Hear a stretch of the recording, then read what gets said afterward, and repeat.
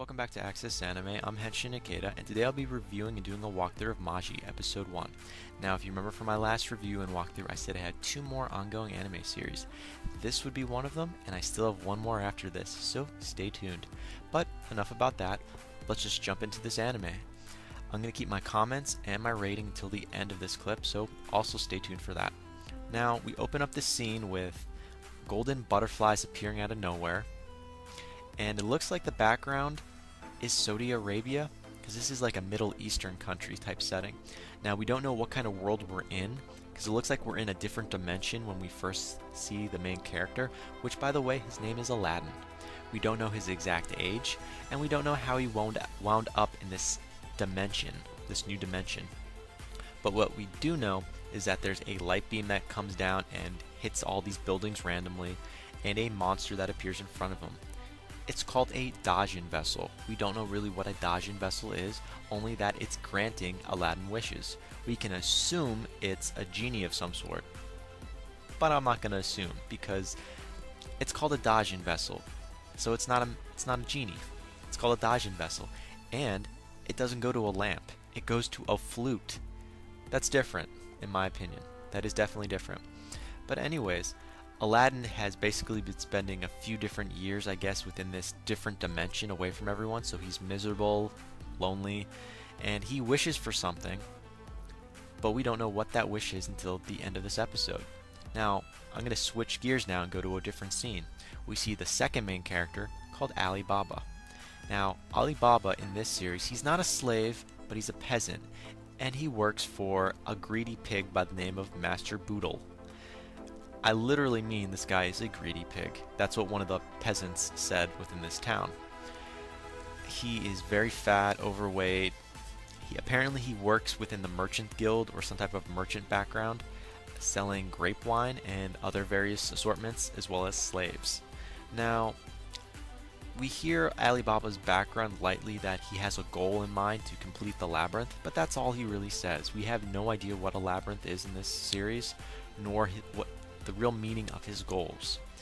But let's move on a little bit more. We see Aladdin is now in Ali Baba's, I guess, town. You can see him in the back of what appears to be a cart of some sort, eating watermelon. Well, technically he's stealing watermelon, and Ali Baba catches him, and all of a sudden, Master Boodle decides he wants to do a checkup on Ali Baba and catches Aladdin and makes a big deal about it. Doesn't say thief, but says, you should show respect and some other stuff. And for the love of me, I don't know why Aladdin does this. He's a little kid. He looks like a girl to an extent with that ponytail. Goes up to Master Boodle and plays with his manly boobs. Squashes them together. I'm like, something's wrong with this kid. Something's really wrong with this kid. But anyways, Ali Baba ends up ducking out of this situation, apologizes, and they go their separate ways, per se. And Aladdin tags along and goes with Ali Baba into his house without Ali Baba knowing about it, and starts to finish off the apples. And apparently Ali Baba's not happy, but he starts talking to Aladdin, I guess, and tells him about what the labyrinth is, which is also considered a dungeon, because it's referred to as 2 things in this episode, a labyrinth and a dungeon. Now, I'm going to tell you a little more about these labyrinths or dungeons. They appeared in his world 14 years ago, and if you complete these dungeons or labyrinths, you get gold, wealth, power, magical items, and Dajin vessels, which I would guess are magical beings of immense power. Now, before Ali Baba can really talk more, he passes out. Now, Aladdin at this time has his own idea of what Ali Baba really is, like who he really is. He has a good feel about him, like he's not telling him 100% the truth. But before we can even see any more of that, we're taken to another scene. We see Master Boodle, and, well, before we see Master Boodle, we see a new character. Her name is Morgana. Now, we really don't know why she's wearing chains or anything like that. We just notice you see Ali Baba and you see Aladdin walking down, having like a light argument about something, and I guess one of them bumps into Morgana, which has a tray full of lemons, like we're not talking about 5 or 6, like 100, 200 of them. And I guess Aladdin doesn't understand what slaves are, but he notices she's wearing shackles on her legs, her ankles, and he frees her after she accidentally drops her lemons. And that's a big deal because this is like a slave trader type country, and they're breaking the law by freeing her. And Master Boodle, since that's one of his slaves, jumps at the chance to yell at Ali Baba because he figures Ali Baba is really tight with Aladdin and they're friends, and has his guards prepped and ready. You know, 2 big guys. You'll see those guards a lot in this episode whenever they're around Master Boodle, and they're trying to assert the problem of what's happening. And before you know it, Aladdin automatically, he pulls out his flute and unlocks Morgana, like the shackles, they cut in half. And I thought that was kind of interesting. So his magical flute has other powers and abilities. Now we also find out is that his flute has other powers because his Dajin vessel, which is called Yugo, appears out of nowhere, like on call, because Master Boodle decides he wants to take the law into his own hands. You know, an eye for an eye, that whole spiel. And before he can lay a hand on either Aladdin or Ali Baba, Aladdin has his Dajin guy pull, like, hands come right out of the flute and beat the crap out of Master Boodle. And that's pretty much the end of it. We don't really see much of Morgana. She, like, runs away, I guess. We see her later on in the episode, though. Now, that was an interesting scene, and automatically Ali Baba kind of knows what the flute is to an extent. He knows what a Dajin vessel is because he actually wants to go in a dungeon and collect a Dajin vessel himself. But he figures this is his chance to get to know Aladdin a little more and his background and power, and maybe sucker him into going to a dungeon with him.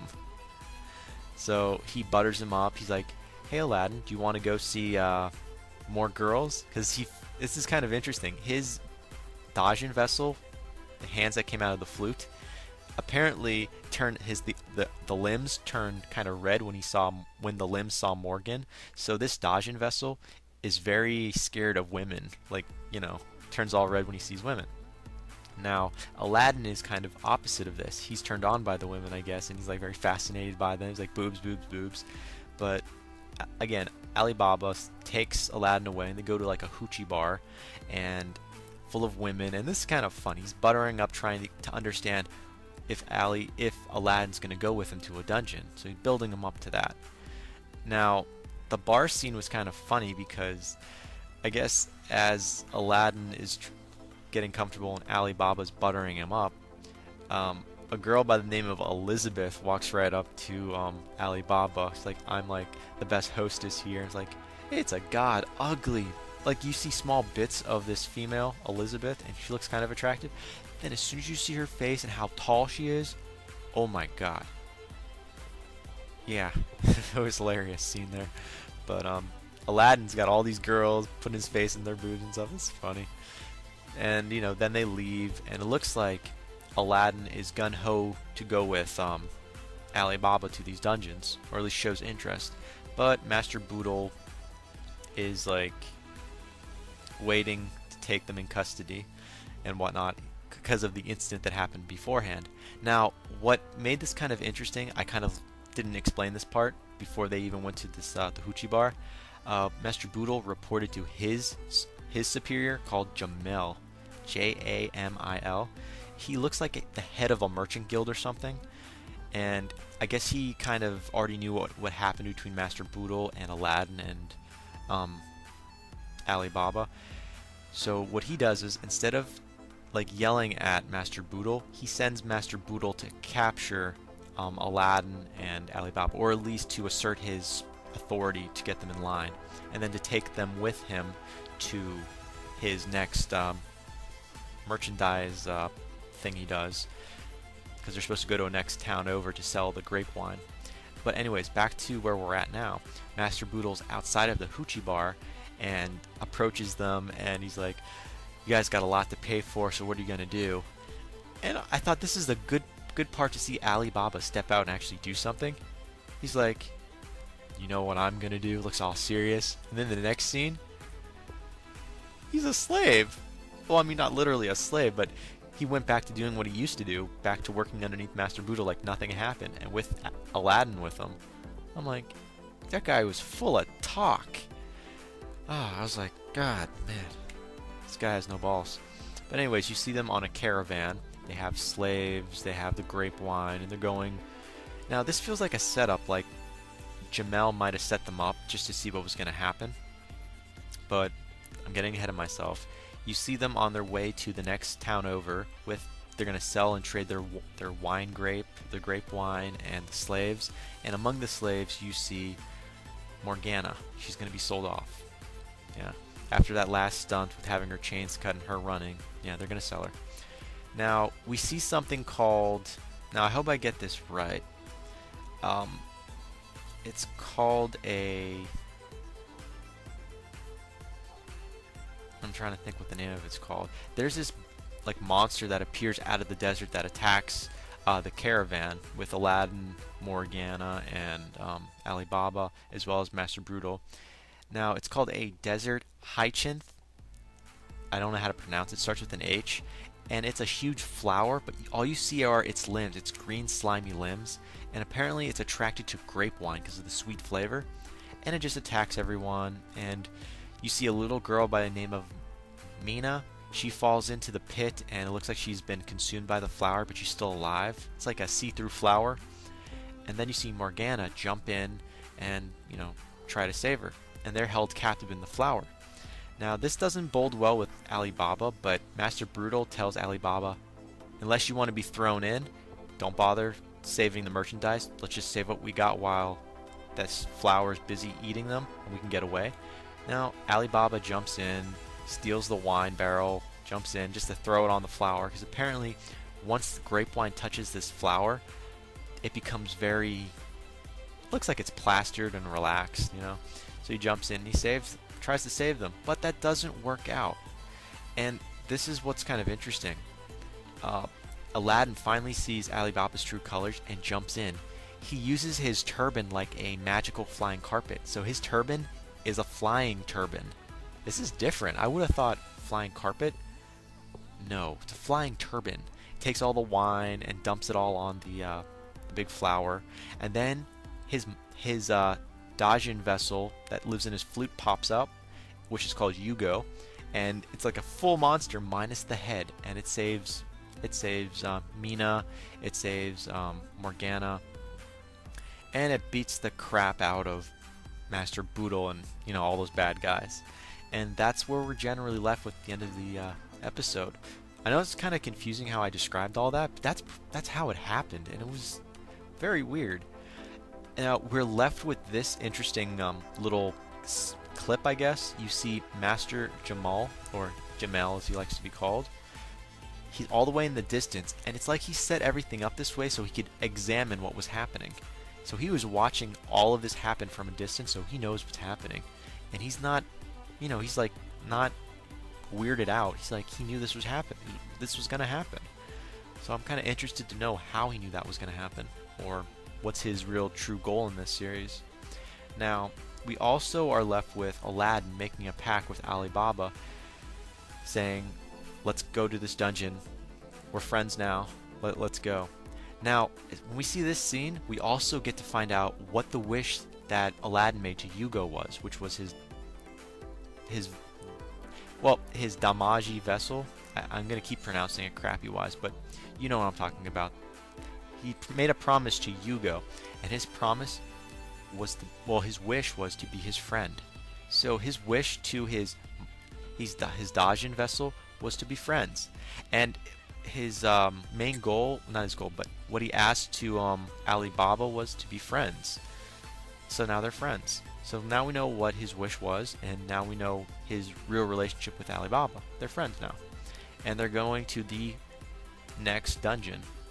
So this is kind of a complicated episode to an extent because of what's really going to be happening. But I'm going to rate this a 3.5 out of 5.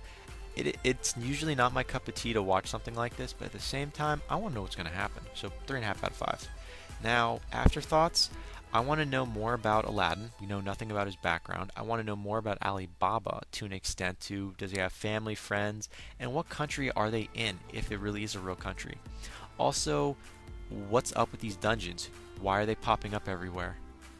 And also, Jamil. What is the background of this guy, Jamil? We don't know. Good guy, bad guy? He looks like a bad guy. But I guess we'll find out in the next episode. But again, 3.5 out of 5. That's where I'm at. So comment down below, thumbs up, thumbs down, subscribe above, and comment. Check me out on Twitter if you can, and follow me if you want.